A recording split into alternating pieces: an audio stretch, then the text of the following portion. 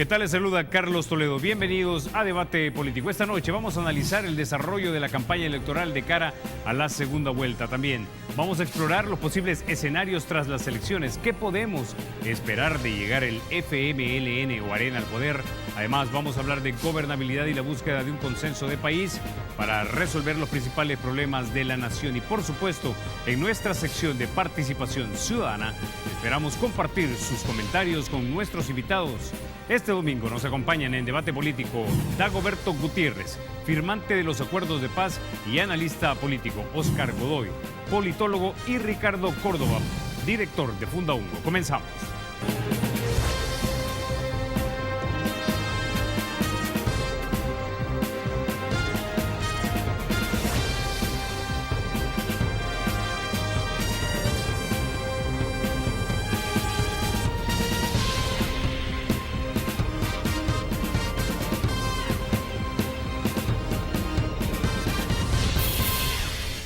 Muy buenas noches, tengan todos ustedes, Carlitos Toledo, también a usted.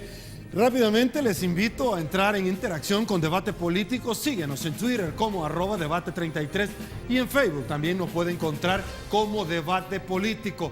Arrancamos, señores, la invitación para que nos siga de principio a fin en un programa muy especial de cara a los próximos comicios electorales el 9 de marzo. Arrancamos, señores, Debate Político.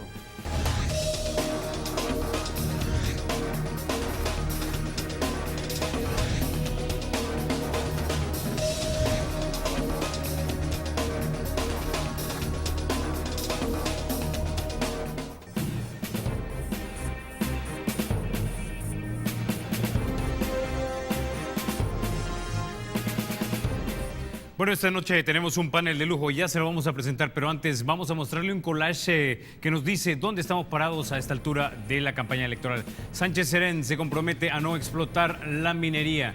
Quijano le apuesta a la prevención en segunda vuelta. Sánchez Serén también promete impulsar el turismo en el occidente del país. Quijano propone crear los centros de reinserción. Sánchez Serén: no estamos ni triunfalistas ni pesimistas. El Tribunal Supremo Electoral sanciona a Fusades por violar el silencio electoral durante la campaña. La Juventud Republicana Nacionalista reta al TSE y lanza un nuevo spot.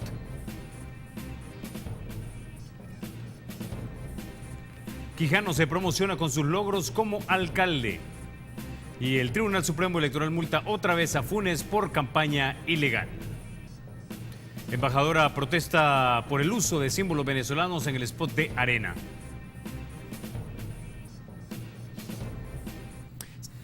Bueno, ahí teníamos parte de lo que hemos estado viendo en los últimos días de campaña. Buenas noches, Sergio. Buenas noches, Carlito. Un gusto. Permítame darle la mano. Es un placer para mí. En segundo, señores, se incorpora don Dagoberto Gutiérrez. Muy buenas noches, tanto a don Óscar Godoy como a don Ricardo Córdoba. Don Ricardo, permítame, arranco con usted. ¿Cuál es el análisis de campaña que usted puede, a título personal, verificar, analizar, descodificar hasta este momento? Por favor. Quizás un rasgo de este proceso es que durante la campaña se han hecho un conjunto amplio de ofertas, de planteamientos, pero quizás no se ha entrado en mucho detalle en los cómo, se ha abordado menos cómo se financiarían algunas de estas iniciativas o algunos de estos programas. De manera tal que quizás un primer comentario así para responder a la pregunta es una campaña que ha ido señalando temas de interés donde los partidos y los candidatos han ido posicionando algunas ideas, pero probablemente todavía nos quedan algunas dudas, o más que dudas, nos hubiera gustado un poco más de profundidad en cómo, y nos hubiera gustado quizás conocer un poco más sobre el financiamiento de algunos de ellos. Magnífico. Pregunta, para usted, los mayores problemas para la sociedad salvadoreña suelen ser, según las encuestas, la delincuencia y la economía, en general el desempleo. ¿Son estos solamente los síntomas de problemas que su institución Fundaungo ha logrado detectar o son los problemas en sí mismos? Porque algunos dicen, el problema es que no tenemos un modelo de país inclusivo. Y si es así, ¿Se ha visto esto reflejado en las propuestas de campaña? ¿Solucionar esto o modificar? Hay algunos aspectos, por ejemplo, en el tema de educación se señalan interés sobre o preocupación, por ejemplo, sobre mejorar la infraestructura. Es decir, es reconocer de que hay en algunas escuelas condiciones en la infraestructura no apropiada, o la necesidad, dijéramos, de mejorar en el tema de la calidad. Pero algunos de ellos todavía probablemente nos falta saber ese cómo o cuáles serían algunas de las acciones conducentes en esa dirección.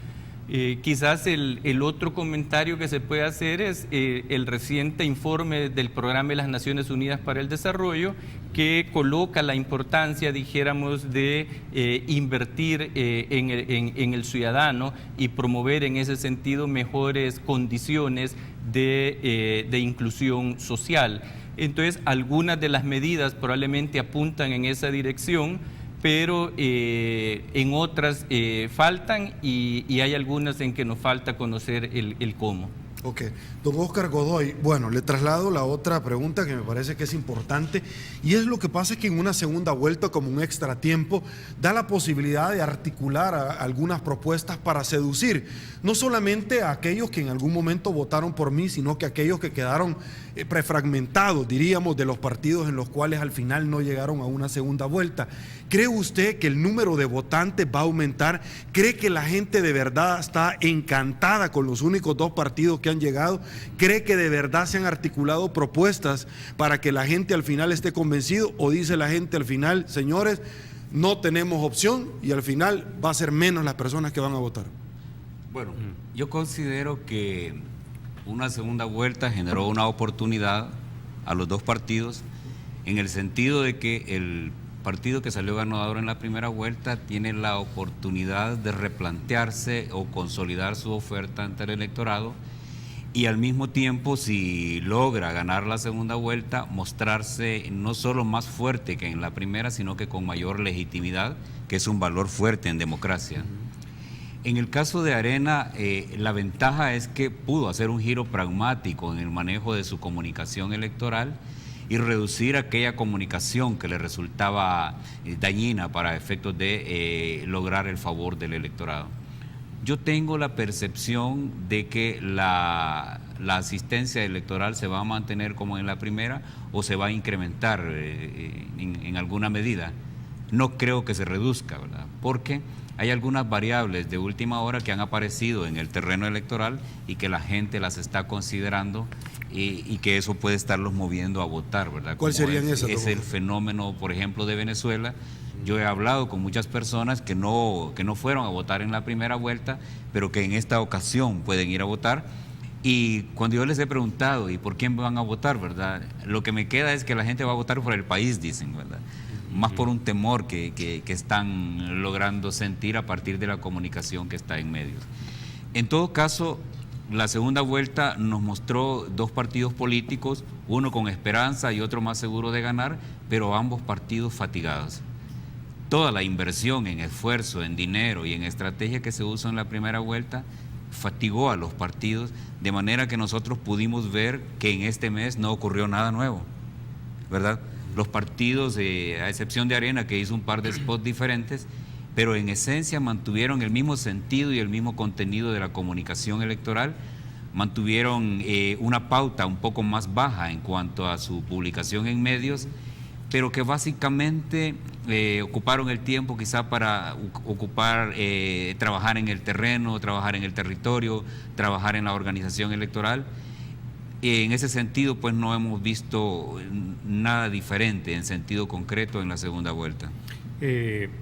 Pregunta, el tema de Venezuela a nivel de percepción, ¿es un tema que realmente impacta a parte del electorado o es simplemente una preocupación de lujo para algunos y algún sector de la población y por tanto no sea algo que realmente motive a ir a votar, en este caso por el Partido Arena? Sí, yo creo que tiene alguna incidencia porque, como yo lo decía en algunas ocasiones, una segunda vuelta en las condiciones como la nuestra, en algunas ocasiones es poner el marcador a cero. Obviamente, al poner el marcador a 0, quien ganó en la primera tiene un grado de ventaja. Sin embargo, permite hacer replanteamientos o cortes de comunicación. Vimos, por ejemplo, el caso de Arena, que en su giro pragmático redujo esa carga de amenaza respecto al tema de la seguridad y de las maras. Hoy se muestra un tanto más abierta, más tolerante. Sin embargo, la comunicación la dejó instalada en su primera vuelta. El FMLN también, por su parte, redujo comunicación electoral y se concentró en aquella que le resultaba positiva. Pero también vimos un FMLN que escondió su candidato durante todo el mes, ¿verdad? Porque no le era rentable la imagen del candidato y la comunicación personal del candidato ante el electorado.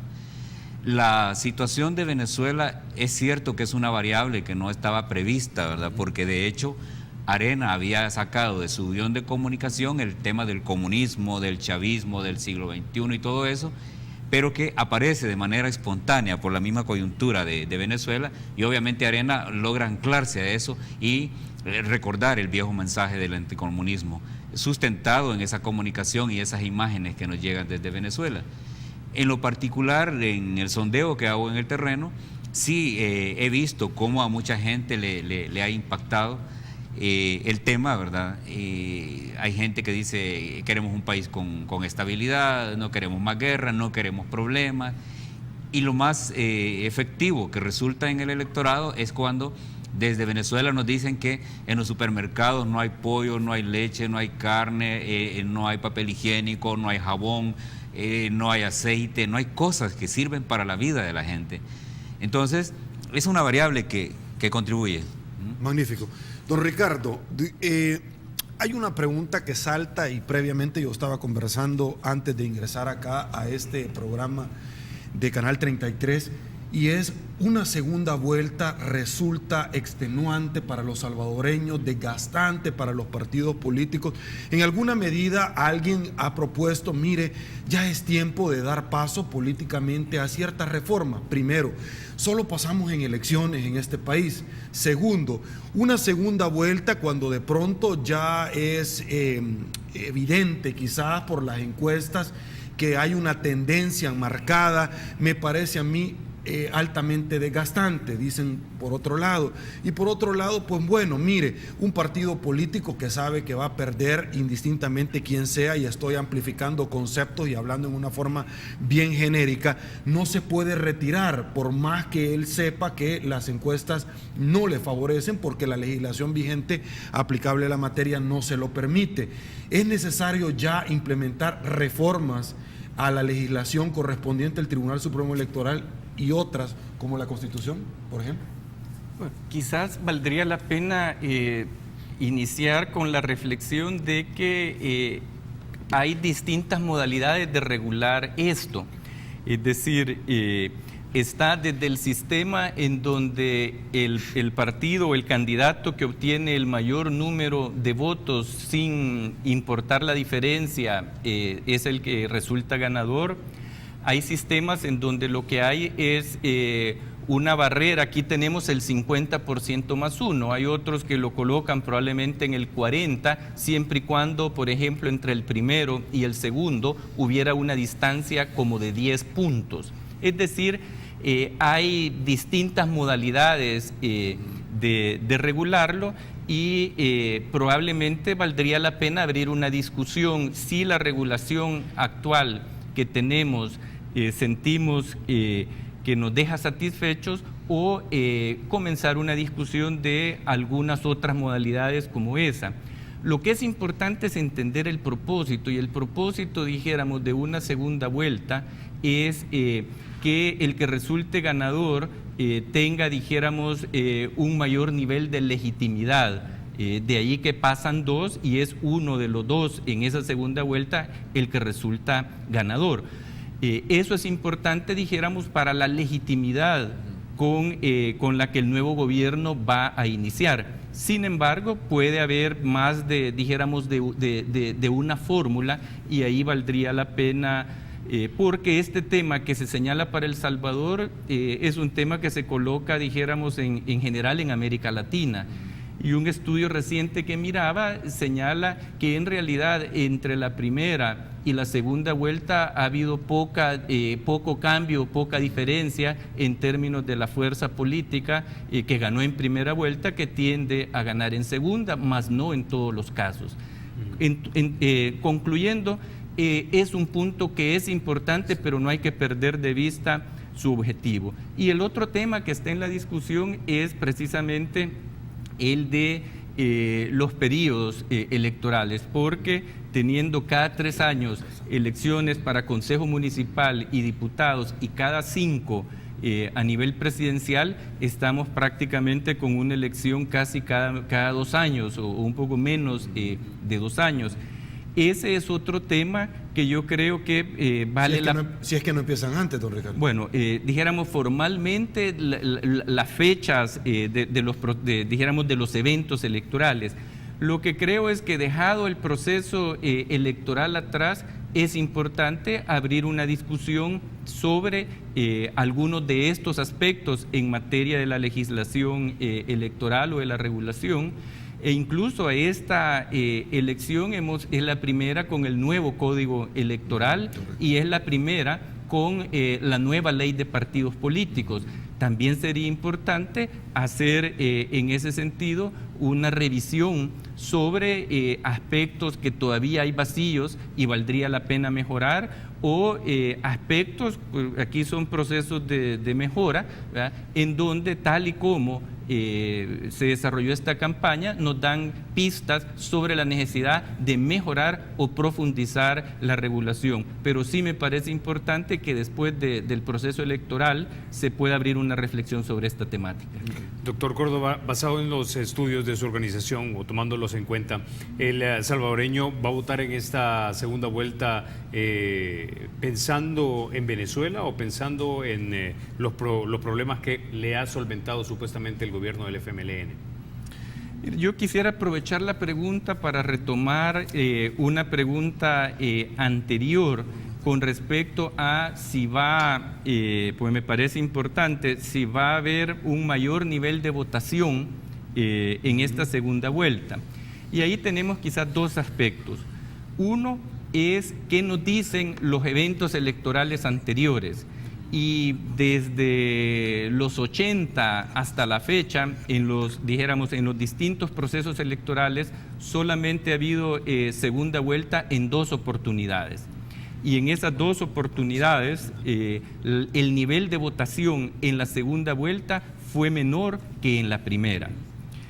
Dicho esto, uno tiene este elemento histórico, pero además, en este caso, lo que es importante entre la primera y la segunda vuelta es que lo que uno mira es, en términos de los 2 partidos contendientes, han hecho un esfuerzo importante de llamar al voto. Y si a eso se le agrega que el Tribunal Supremo Electoral hizo y promovió una campaña para motivar el voto, lo que tenemos es que entre la primera y la segunda vuelta habría, un esfuerzo motivacional. Lo que no podemos saber es, qué tanto esto va a motivar, pero lo que sí se puede plantear es que ha habido un esfuerzo importante en términos de las 2 fuerzas políticas contendientes, del Tribunal Electoral y otros actores que se han estado expresando, motivando a la población a que ejerza el sufragio en la segunda vuelta. Ok, vamos a hacer una pausa comercial, pero antes, por supuesto, les queremos dejar a todos ustedes con un sondeo que hemos realizado todo el equipo de producción acá de Canal 33, lo que la gente opina en torno a la pregunta que se le articuló es: ¿considera que el giro que ha dado la campaña electoral conseguirá más votos para los candidatos? Pausa, volvemos. Ahí está la conciencia de la gente, pues, que vaya a votar en la segunda vuelta, aunque no se haya dado mayor cosa de propuesta. Depende qué giro, porque yo veo lo mismo, no veo ningún giro prácticamente. No, porque ya se mostró una cara en la primera vuelta, ¿verdad? Entonces, creo que ahí firmaron como lo que en realidad son. Entonces, creo que un giro es como estar dando otra versión de lo que ya son. Pues es lo mismo. Casi lo mismo están diciendo todos, la misma propaganda. No cambia, no varía mucho. No creo, yo creo que se mantienen los resultados tal como lo están señalando las encuestas.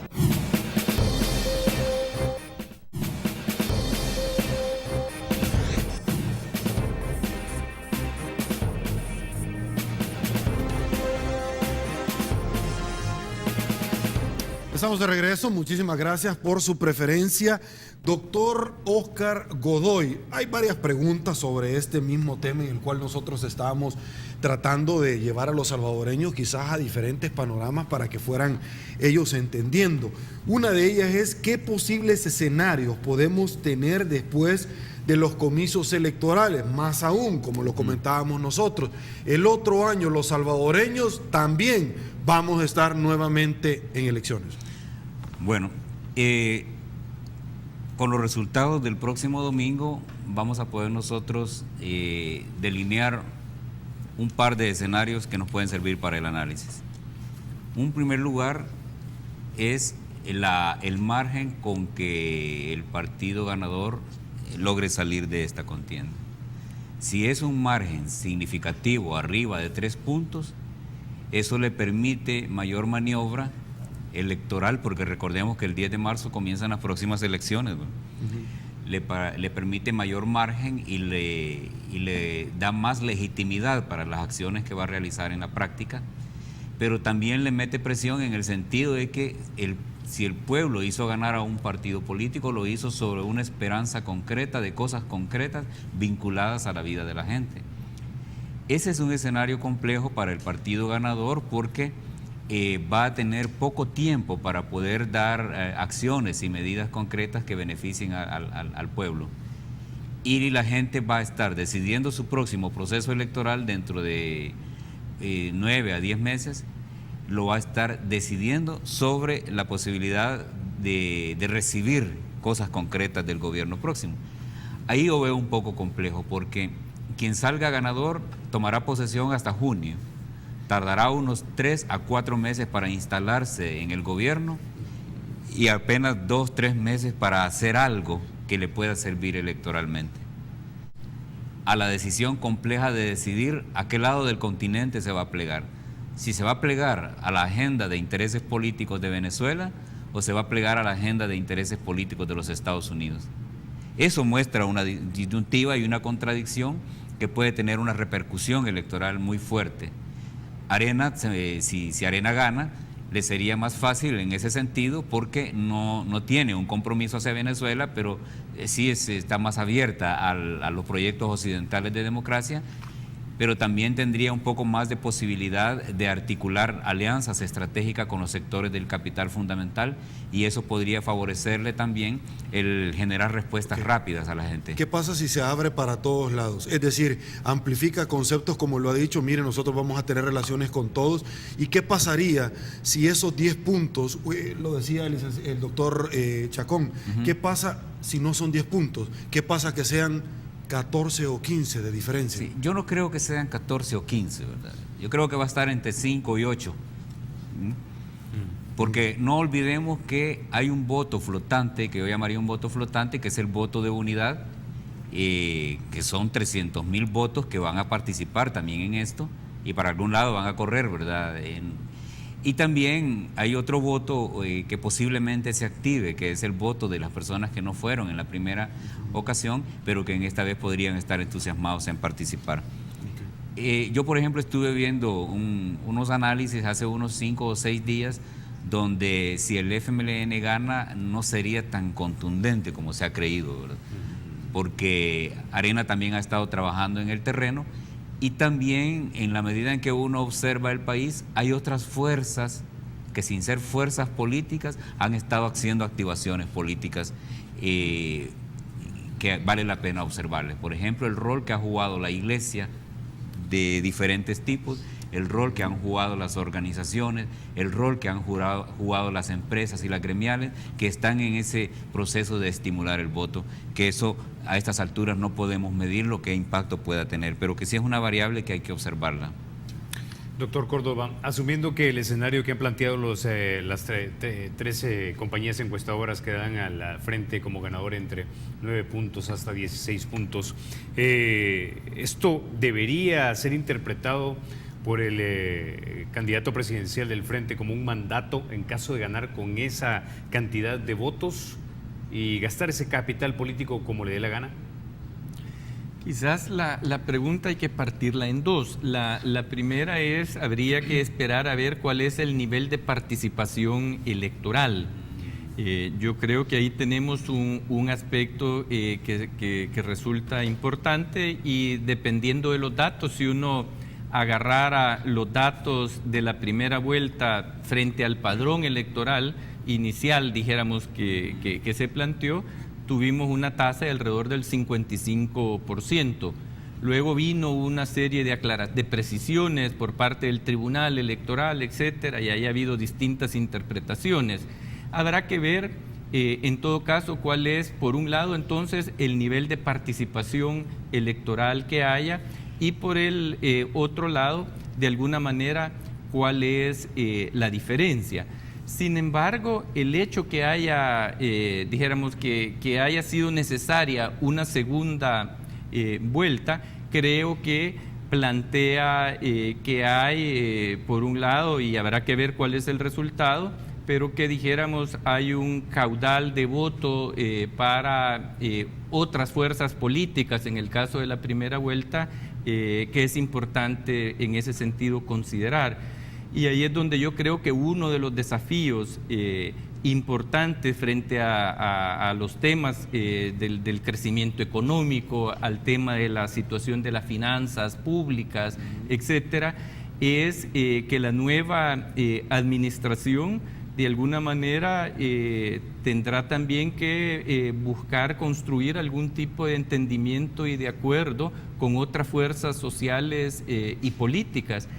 Y ahí es donde, dijéramos, lo que vamos a tener es un escenario curioso, porque ha habido una campaña un poco larga, una campaña con un importante nivel de polarización, una campaña polarizante además, que ha generado un ambiente de cierta crispación, si se le quiere ver, pero enfrentar algunos de los desafíos que el país tiene va a requerir de algún tipo de entendimiento y algún tipo de acuerdo entre el gobierno, otras fuerzas políticas y otras fuerzas sociales. Y yo ahí creo que para la gobernabilidad del país ahí hay un desafío importante que valdría la pena analizar. Doctor Córdoba, siempre se habla de armar un gran pacto nacional. ¿Qué es un gran pacto nacional? ¿Con quiénes se pacta? ¿Qué produce esto? ¿Políticas nuevas en el Ejecutivo? ¿Nuevas leyes? ¿Sobre qué ejes específicamente hay que construir ese gran acuerdo nacional para sacar al país? ¿Me permitirías agregar algo? Así es. ¿Y a cambio de qué se pacta? Bueno, ahí quizás hay dos, en el ambiente se han venido planteando como dos comentarios. Por un lado, hay una visión que plantea la necesidad de un pacto de nación o de un acuerdo de nación, en donde lo que se señala es la importancia de que el país cuente con una visión, dijéramos, de mediano plazo, en donde, independientemente de quién gana hoy una elección y quién pueda ganarla en 5 años, hay ciertos elementos de continuidad que habrían, y eso, dijéramos, es uno de los puntos que se señala. Hay otros comentarios que plantean quizás un enfoque menos ambicioso frente a un gran acuerdo, pero que han venido planteando la necesidad de acuerdos más específicos. En materia, si uno lo mira, en materia de finanzas públicas, se ha venido hablando de la importancia de un pacto fiscal, ¿verdad? Si se señala el tema de la problemática de la violencia y la inseguridad, se ha venido planteando también la importancia de un acuerdo que defina algunas prioridades y algunos elementos. Entonces, creo que uno de los desafíos que se plantea es para el nuevo gobierno será cómo definen algunos de estos temas y cuál es, dijéramos, la modalidad o el mecanismo mediante el cual se quiere buscar construir esos entendimientos. Solo para responder a la pregunta de Sergio, en materia, por ejemplo, de un pacto fiscal, es importante la participación de otros actores relevantes en la vida nacional. Es un tema que convoca, dijéramos, a un diálogo con participación del sector empresarial, a participación de otros actores sociales, etcétera. Probablemente, dependiendo de cuál sea la naturaleza del tema y el mecanismo que se plantee, requiere determinada configuración de actores. Y quizás quisiera cerrar con una cosa que también hay que decirlo. Aquí hubo un esfuerzo ya interesante en lo que fue, de alguna manera, el Plan de Nación, ¿verdad?, como un esfuerzo de diálogo social y de intentar encontrar algún tipo de prioridades.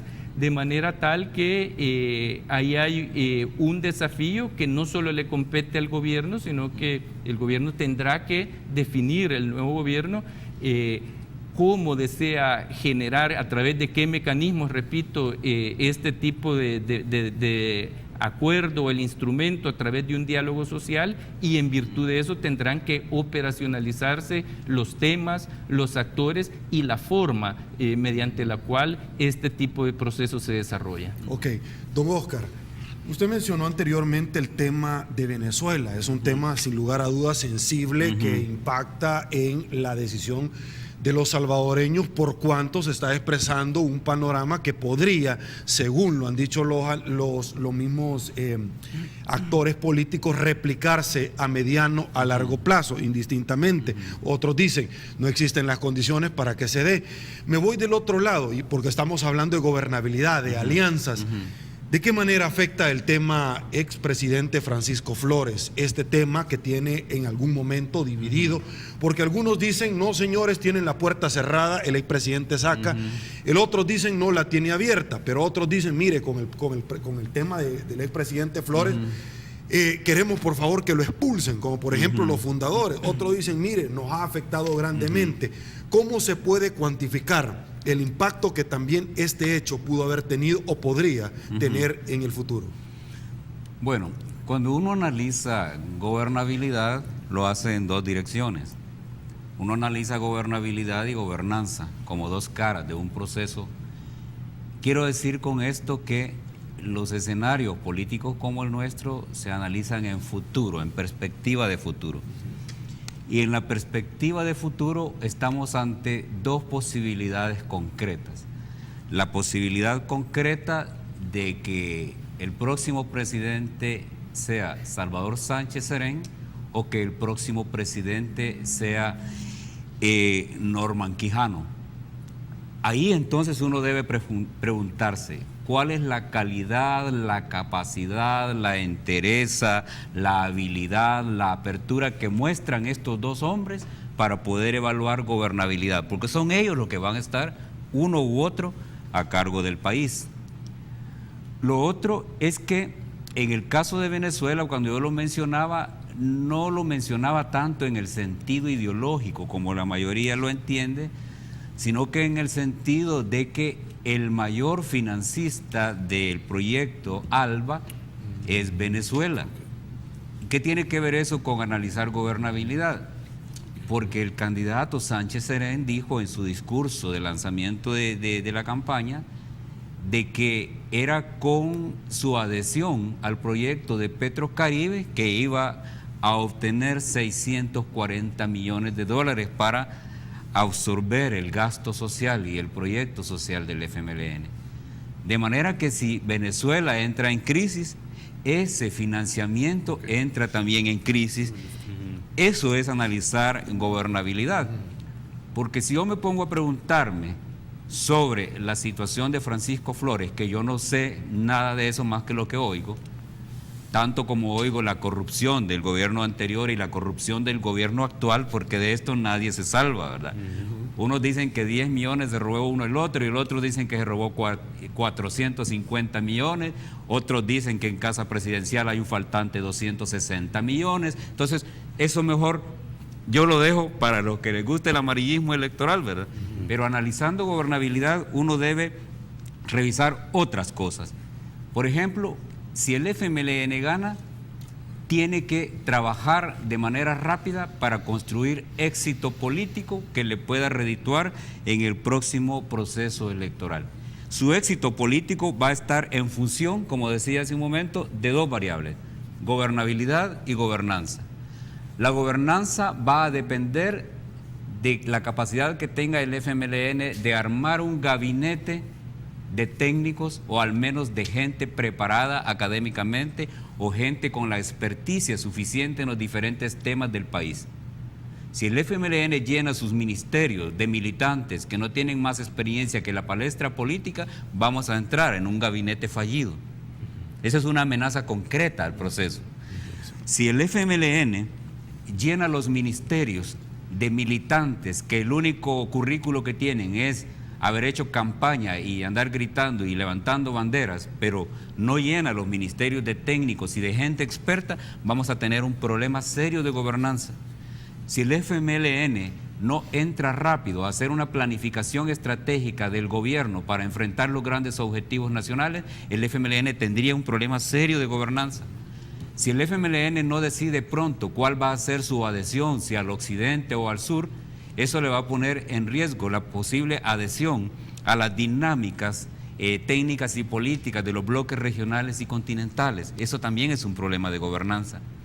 Por otro lado, si el FMLN no se vincula a las necesidades concretas de la gente, si el FMLN no asume los compromisos que ha hecho ante la gente, va a tener un problema serio también de demandas no satisfechas que la gente se las va a cobrar electoralmente.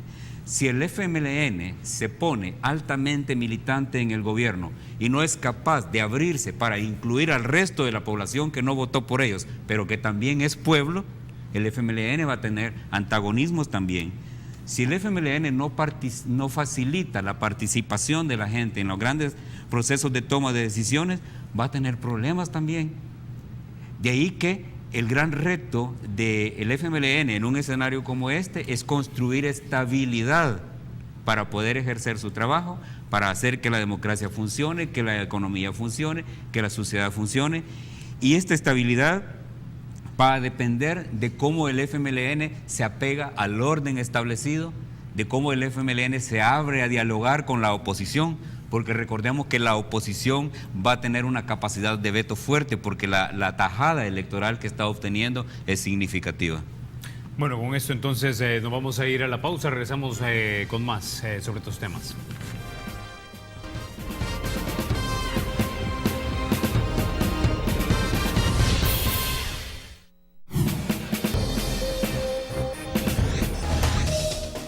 Muchísimas gracias por su preferencia. Estamos de regreso. A continuación le damos lectura a nuestras redes sociales. Twitter, arrancamos. Muchísimas gracias por su participación. La diputada Lorena Peña nos comparte su opinión. Buscamos un gobierno productivo, nacional y no solo consumista. Por ejemplo, vamos ganando autosuficiencia alimentaria. Marcos Rodríguez está muy pendiente. Estoy viendo televisión. El Salvador será la tumba donde los rojos terminarán y después se lamentan de Venezuela. Barbaridad. La diputada Lorena Peña sigue también haciéndonos parte de sus análisis. Estamos construyendo un modelo que beneficia a los sectores populares e incorpore a los sectores productivos que generen empleo. Roberto Hidalgo, más necesario es que la arena se modernice, si no va a desaparecer, si no nunca conciliará con nadie. Vladimir-SB dice, es de carácter prioritario, pero ¿será capaz la derecha de representar a Arena, de aceptar el diálogo o debe nacer una nueva derecha? Pregunta, algo que ya por supuesto se ha planteado. Ernesto Ulloa, es necesario. ¿Por qué? Se tiene que tener en cuenta que hay que hacer una sola alianza y dejar atrás las ideologías políticas. Maradiaga dice, haciendo justicia pero justicia social. Y claro que es necesario y urgente. Frank Martínez sigue opinando, apartando a todo aquel personaje político relacionado al conflicto armado. Sánchez Serén y Rawson Hijo, ideas nuevas, por favor.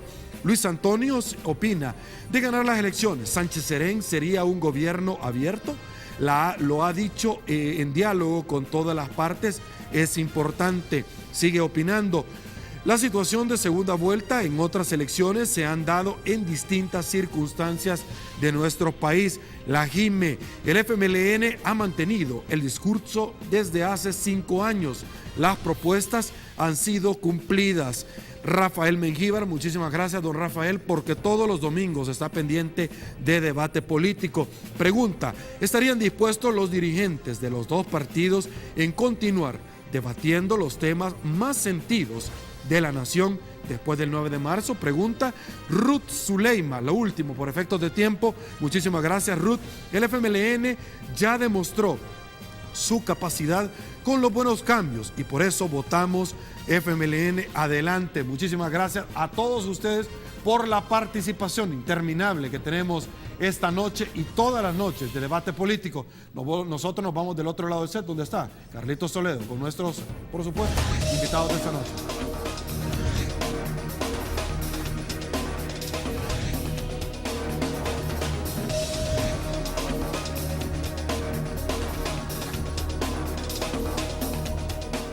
Doctor Córdoba, escuchábamos a la diputada Lorena Peña decir que estamos logrando la autonomía alimentaria. Eso pareciera ser que es uno de los ejes del FMLN para construir un modelo de país. Sabemos que hay 325.000 pequeños productores en este país, según el cuarto censo del CENTA.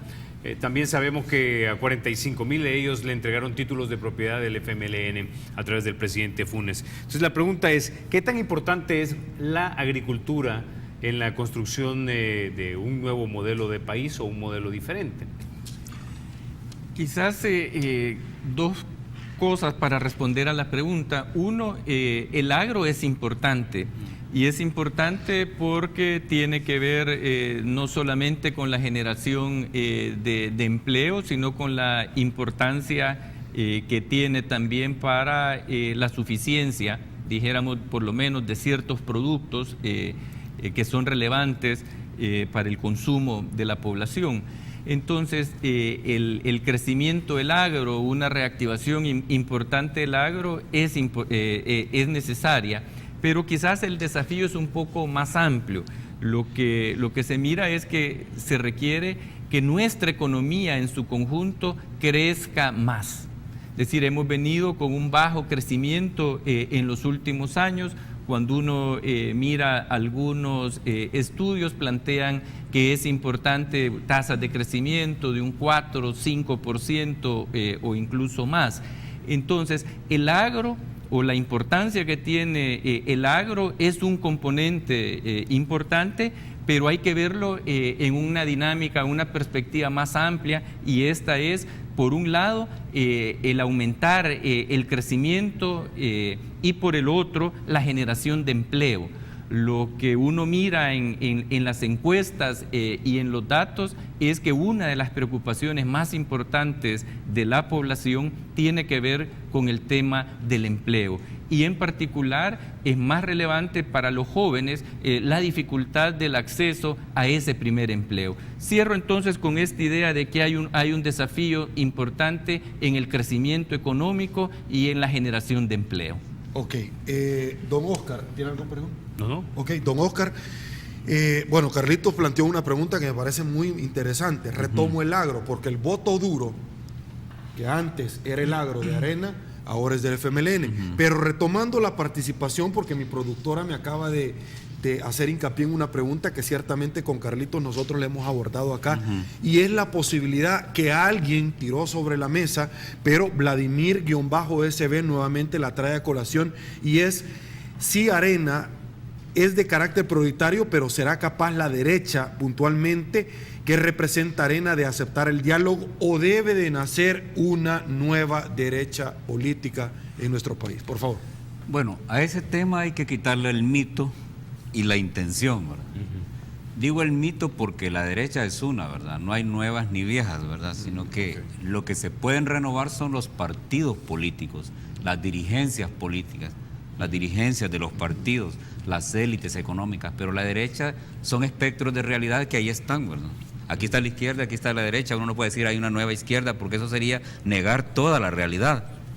Y la realidad es autónoma por sí misma, por muy caótica que nos parezca. La pregunta más en concreto es que si es necesaria una renovación de los partidos de derecha. Yo lo que voy a responder aquí es que es necesaria una renovación de todos los partidos políticos en El Salvador. Es necesaria una renovación en sentido modernizante, tanto de la izquierda como de la derecha, de los partidos de la izquierda como de la derecha, porque detrás de esto, cuando uno oye la propuesta de que es necesario una nueva derecha, como lo dicen los dirigentes políticos, ellos a lo que se están refiriendo es a lo siguiente: no queremos una derecha antagónica, una derecha que se nos oponga, una derecha que nos cuestione. Estaríamos muy cómodos si tuviéramos una derecha subordinada, una derecha que nos hace mandados, una derecha que le damos una operación política y le pagamos para que la haga. A eso se refieren. Lo que están algunos deseando es un grupo de partidos de derecha que no sean amenaza, que simplemente estén quietos porque se les da algo, pero que no hagan oposición.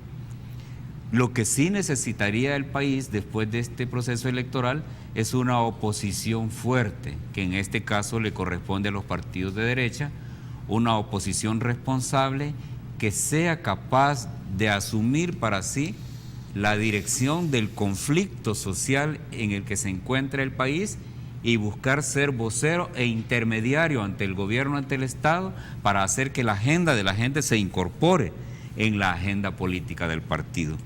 Eso es para desmitificar la comunicación que hay, ¿verdad? Ambos partidos, ¿verdad?, los de la izquierda y la derecha, deberían modernizarse.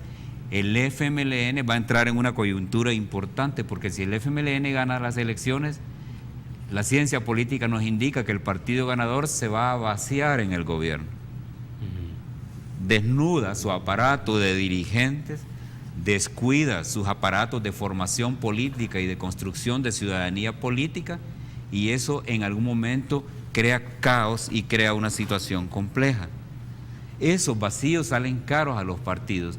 La democracia cristiana tuvo esa experiencia, que se vació en el gobierno, descuidó todo el trabajo de sus institutos de investigación y de formación. Cuando tuvo una crisis política no tenía cuadros de reserva para enfrentar la crisis. Arena pasó esa experiencia, después de 15, 20 años en el gobierno, vuelven a hacer oposición y no tenían el aparataje de formación de cuadros de relevo, y las mismas caras tuvieron que hacer frente a la recomposición del partido, porque no es lo mismo el partido en el gobierno que el partido en la oposición. Son dos condiciones políticas diferentes que requieren técnicas políticas diferentes y requieren cuadros estratégicos diferentes. En el caso del FMLN esto puede ser mucho más complejo, en el entendido de que el FMLN tiene dos grandes corrientes. La fórmula presidencial del Frente lleva una contradicción en sí misma. Salvador Sánchez Serén, que representa al ala más ideológica y más dura del FMLN, y por lo tanto el ala que tiene más compromisos con Cuba y con Venezuela.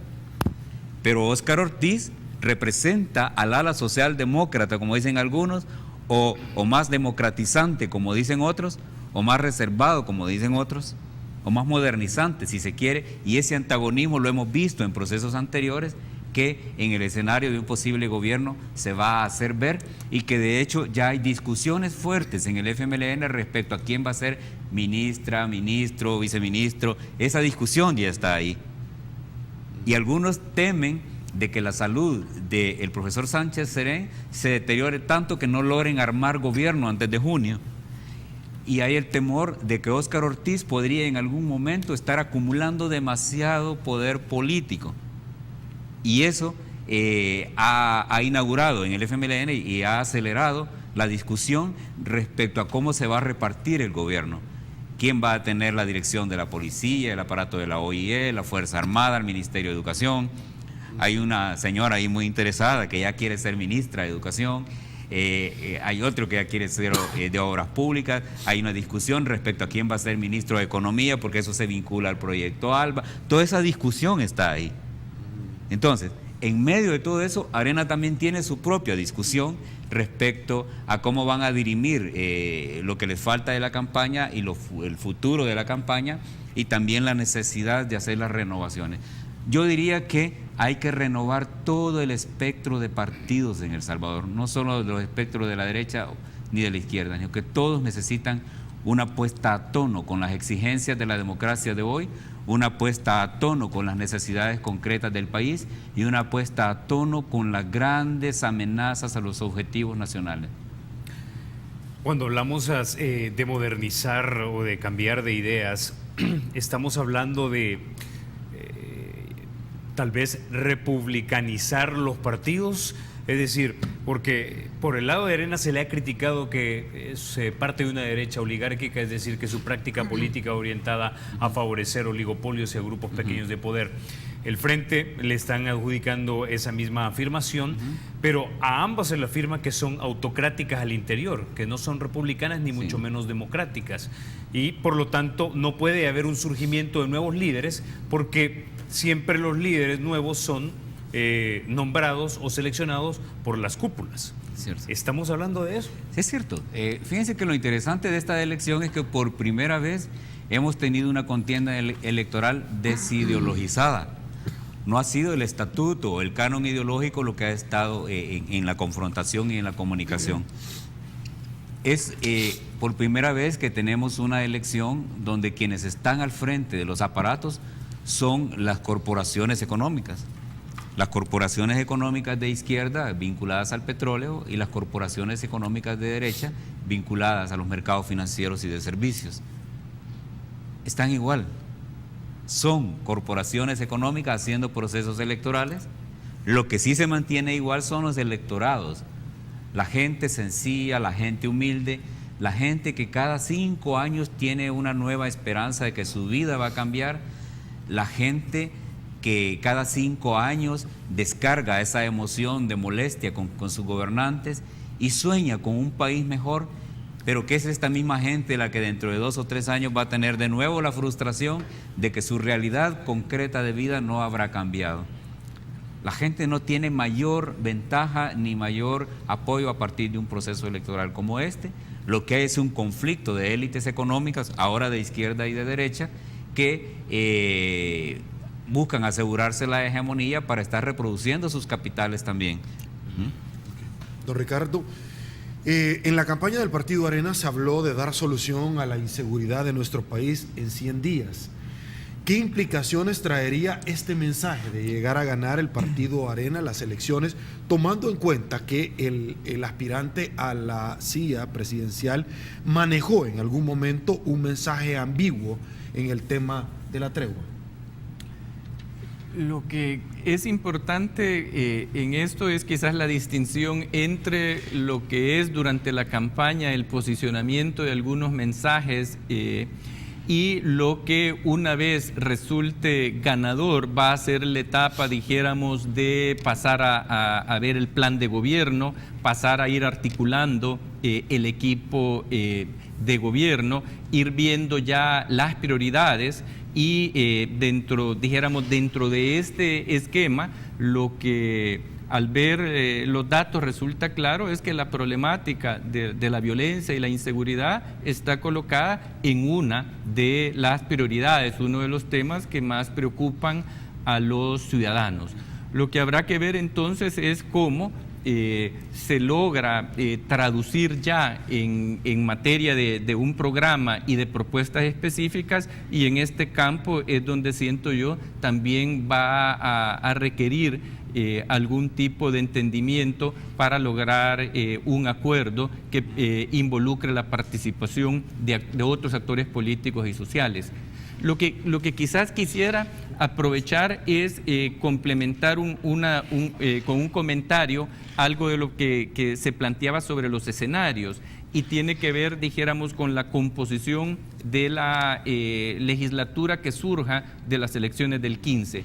Y yo nada más el argumento que quisiera adelantar es, siento que las elecciones presidenciales tienen su propia dinámica y las elecciones legislativas tienen su propia dinámica, que en ese sentido no podemos mecánicamente pensar que el momentum que este proceso electoral presidencial tenga y el resultado que genere automáticamente se va a traducir. Si les parece, conversamos sobre esto más adelante. No, por supuesto, Sí, que vamos claro, a retomar el tema. ¿Vamos a pausa, Carlito? Así es, mi querido Sergio. Vamos a la pausa, regresamos en minutos.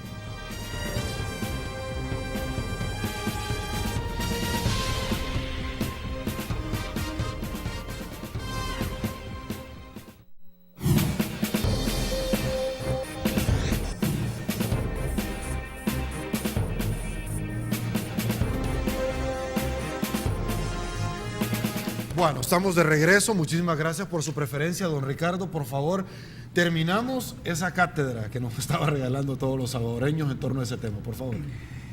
El punto es que la lógica de la elección presidencial no se traduce automáticamente, creo que por dos razones. Primero, en la lógica de la elección presidencial tiende a haber una polarización más fuerte entre las dos principales fuerzas políticas. De hecho, si uno revisa todas las elecciones de la posguerra, del 94 hasta la fecha, prácticamente los dos partidos mayoritarios concentran alrededor del 90% de los votos. Mientras que si vemos las elecciones legislativas, los dos partidos mayoritarios concentran alrededor del 66 al 70% de los votos. ¿Qué significa esto? Y este es el primer dato, de que en lo legislativo, dijéramos, hay un mayor espacio para otras opciones políticas que tengan presencia y que tengan representación en el órgano legislativo. Y la segunda es que da la impresión de que al salvadoreño un poco le gusta compensar. Y si uno mira al partido que tiende a favorecer en una elección presidencial, en la legislativa que le sigue, dijéramos, el voto hacia otras expresiones de oposición tiende a ser mayor un poco para compensar, sin ir muy lejos. En la elección del 2009 comparada con la del 2012 se observa un incremento, un crecimiento importante en el número de votos válidos, por ejemplo, obtenido por Arena. Entonces, basado un poco en estas dos cosas, y es de que por un lado hay una mayor pluralidad y una mayor repartición del voto, y por el otro que el ciudadano tiende a ver un poco cómo vota en una y busca de alguna manera que haya algunos contrapesos en la otra, lo que uno podría imaginarse es que la elección del 2015 no va a ser el resultado, dijéramos, mecánico o directo de esta, sino que tendrá que ver con la propia dinámica del proceso legislativo y la propia dinámica, dijéramos, de lo que tiene que ver con la competición en el ámbito municipal. Y un dato más solo para cerrar esta idea. Vamos por vez primera en el 2015 a votar por consejos municipales plurales. Esa es una situación nueva, dijéramos, y que también entonces permitirá que cierta preferencia electoral tenga que ver en el ámbito municipal con esta nueva característica que tendrán las elecciones municipales. Importantísimo. Yo quisiera agregar algo ahí. Por favor. Y es que, en efecto, el análisis frío de las cifras electorales nos reflejan eso que plantea Ricardo. Sin embargo, hay algo que no debemos olvidar, que ya las últimas dos legislaturas en la Asamblea nos han demostrado, es que los diputados ya no solo se obtienen por el voto popular, ¿verdad?, sino que hay grupos políticos que desarrollaron la capacidad de crear grupos parlamentarios fuertes sin voto popular, ¿verdad? Y me refiero a los tránsfugas, ¿verdad? Es cierto que Arena popularmente o electoralmente ganó 35 diputados, ¿verdad? Pero también es cierto que hubo otra fuerza política capaz de comprar, no digo comprar, de atraerlos hacia sí. y de tenerlos como tránsfugas armando un grupo parlamentario. De manera que lo que un proceso electoral limpio y claro produzca, no necesariamente se va a traducir en la Asamblea Legislativa. La correlación puede ser otra al final. Okay. Si hablamos de correlaciones dentro de la Asamblea Legislativa, el próximo presidente va a tener la misma correlación actual. ¿Se arriesgará a tomar alguna medida que de alguna manera represente un cambio significativo en el modelo de país que tenemos, o se va a esperar hasta el 2015? Sí. Yo no creo que en lo inmediato vayamos a tener un cambio de país, ¿verdad? Yo más creo, y lo asumo muy personalmente, de que podemos entrar fácilmente a una fase de incertidumbre, y si se tiene un descuido podríamos entrar en una fase de inestabilidad mientras se dan los ajustes en toda la situación del país. Eso sería como una primera percepción que tengo de eso.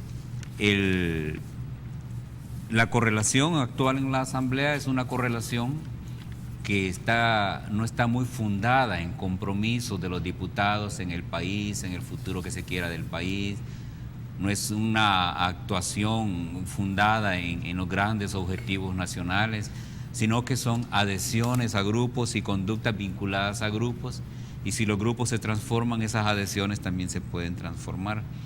En todo caso, la Asamblea Legislativa muestra por sí misma contradicciones que no le permiten por hoy ser efectiva. Y la efectividad, pensándola en las cosas que podría hacer un parlamento en favor de la gente. Porque que los diputados se dediquen a hacer comisiones de una cosa, de otra, o a legislar a favor de los grupos o de sus financistas, pero que descuiden la agenda de las personas, la agenda del pueblo, la agenda de la gente, eso es lo que demuestra su falta de calidad y de eficiencia como una institución política clave para el Estado. Okay. Doctor Córdoba, con la actual correlación de fuerzas en la Asamblea Legislativa, ¿han detectado ustedes en Fundaungo una producción de leyes que tengan alcance de mediano o largo plazo, que sean conducentes a un modelo inclusivo de país? Y si es así, ¿podría citarme ejemplos?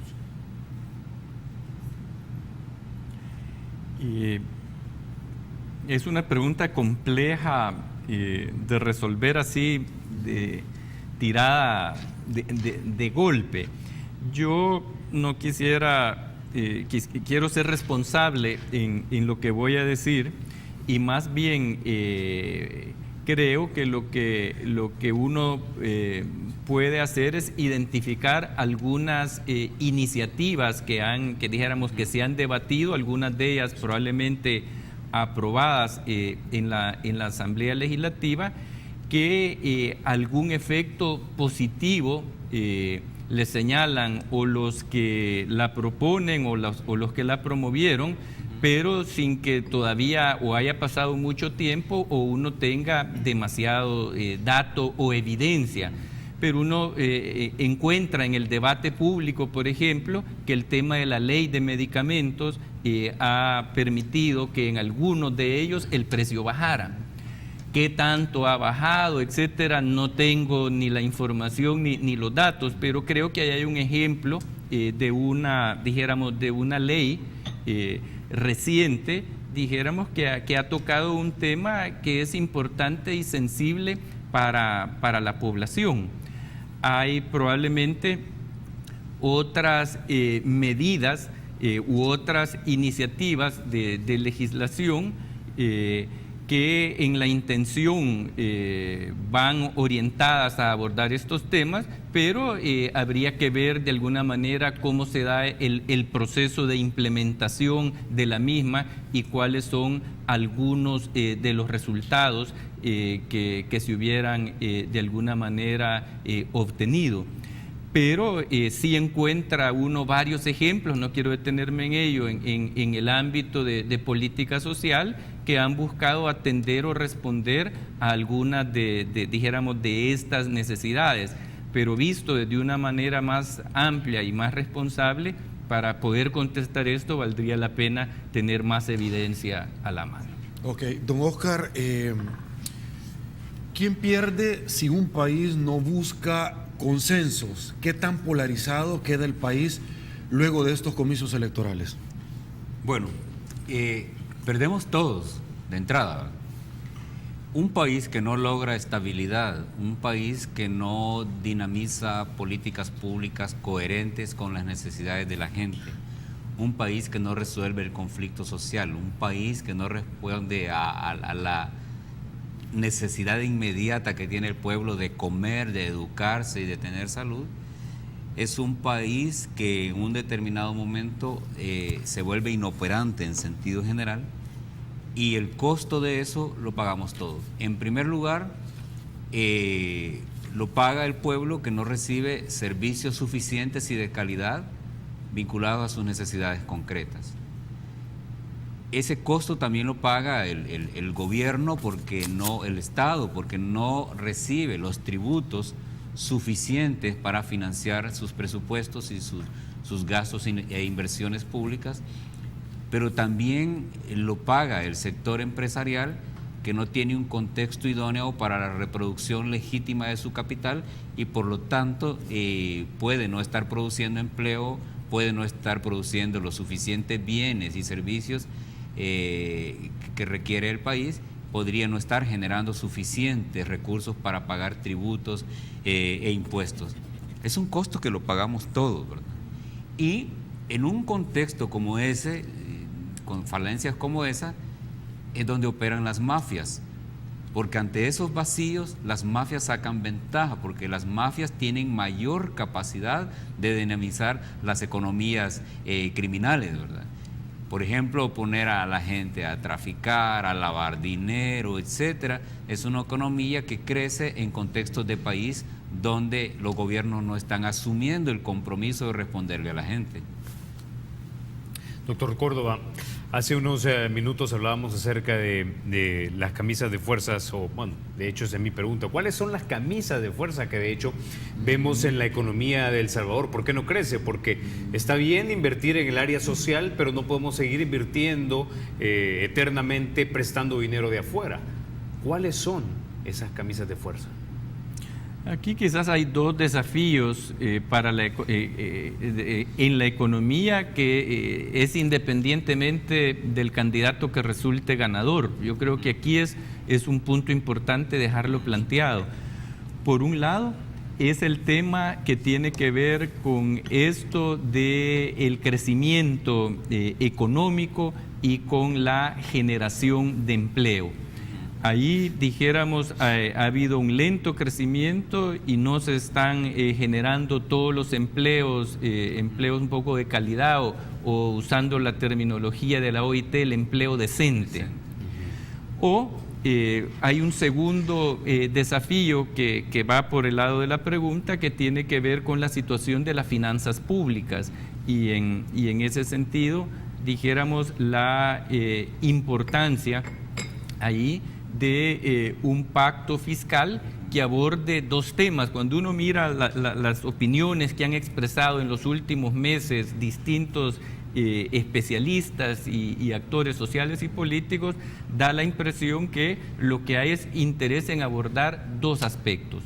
Por un lado, lo que tiene que ver con los ingresos y por el otro, lo que tiene que ver con los gastos. Es decir, un pacto fiscal para que tenga el impacto, tiene que abordar estas dos dimensiones. Ok, vamos a una pausa, pero lo que sí estamos claros es que un pacto fiscal no son más impuestos. Es un tema importante a ver cómo lo interpreta cada uno de los actores interesados en participar. Hoy sí. Pausa, señores. Volvemos.